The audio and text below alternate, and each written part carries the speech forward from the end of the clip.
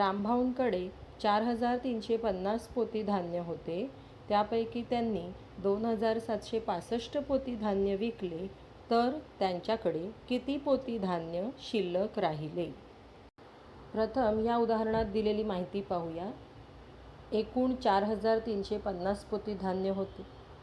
त्यापैकी 2,765 पोती धान्य विकले. आता काय काढायचे आहे? तर शिल्लक धान्याची पोती काढायची आहे. त्यासाठी आपल्याला कोणती क्रिया करावी लागेल? वजाबाकी. आता हे उदाहरण आपण उभ्या मांडणीने मांडून घेऊयात. 4,350 ही एकूण धान्याची पोती आणि 2,765 ही विकलेली धान्याची पोती, त्यामधून आपण वजा करूया.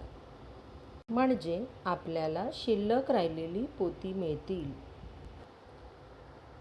एककापासून वजाबाकीला सुरुवात करूयात.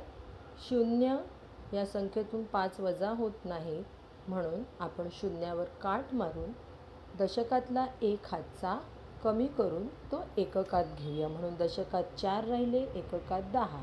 10तून 5 गेले 5.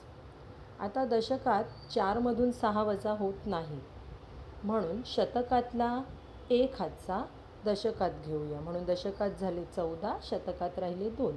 14तून 6 गेले 8 उरतात. आता शतकात बघा, 2मधून 7 वजा होत नाही, म्हणून हजारातला 1 हातचा आपण शतकात घेऊयात.